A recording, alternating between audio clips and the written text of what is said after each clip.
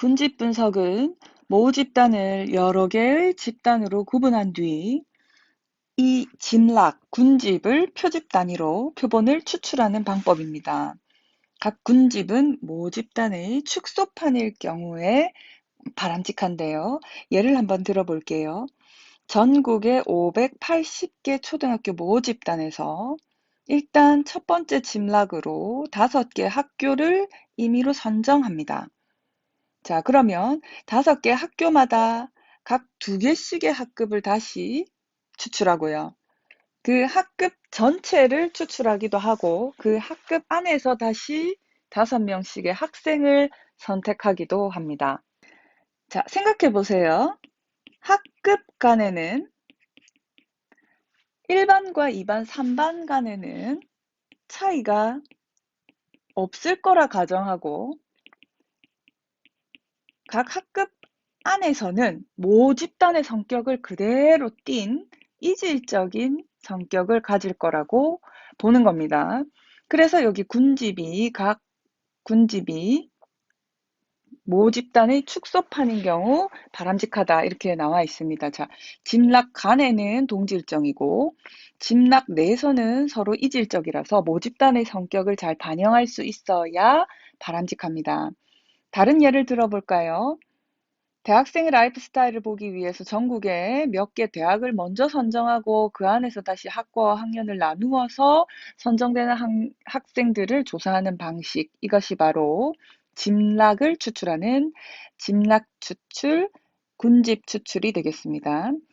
자, 이렇게 한 단계로 집락을 추출할 수도 있고 다단계로 집락을 추출할 수도 있습니다.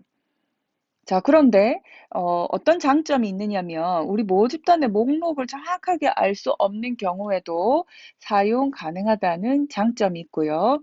당연히 무작위 추출법에 비해서는 시간과 비용 면에서 효율적입니다.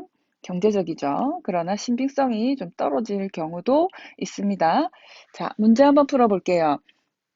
표본의 대표성이 가장 큰 추출 방법은 다음 중 확률 표집을 골라라 하는 뜻입니다.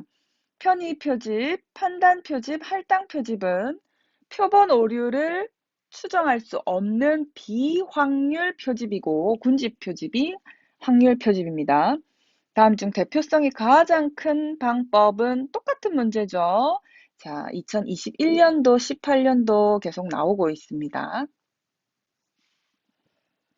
모집단을 여러 이질적인 구성 요소를 포함하는 여러 개 집단으로 구분해서 표집하는 방법을 집락 표집이라고 합니다. 대학생들을 조사할 때 대학교를 몇 개 선정한 뒤에 다시 학과와 학년을 선정해서 그에 해당하는 학생들을 추출하는 방법, 군집 표집이고요. 군집 표집일 경우에 어떨 때 가장 효율이 높습니까?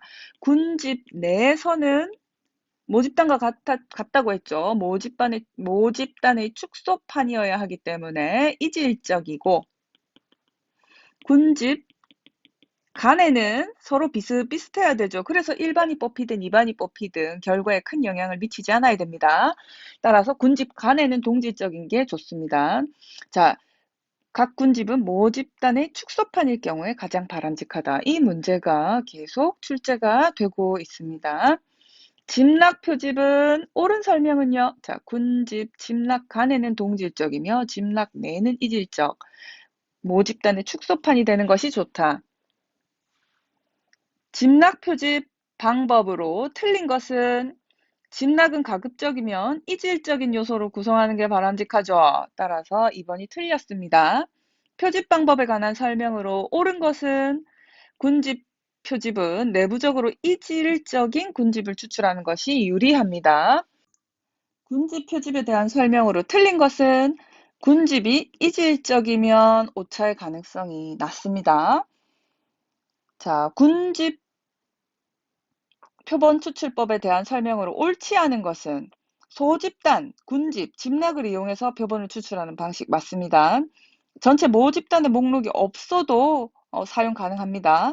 단수 무작위 표본 추출법에 비해서 시간과 비용이 절약됩니다. 그래서 효율적이다. 맞습니다. 그러나 군집 단계 수가 많으면 표본 오차가 커지게 됩니다. 단순 무작위 표지법 대신에 집락 표지법을 사용하는 가장 중요한 이유는요, 표본 표집을 좀 더 쉽게 하기 위해서죠. 다음에 사용된 표집 방법은 580개 초등학교 모집단에서 5개의 학교, 첫 번째 집락을 추출하고, 그 다음 다시 두 번째 2개씩의 학급을 추출하고, 그리고 학생들을 뽑았다. 군집 표집입니다. 군집 표집법에 대한 설명으로 틀린 것은 군집 표본 추출 단위는 모집단 의 개별 요소가 아니라 군집입니다. 집락이 바로 표본 추출 단위가 됩니다.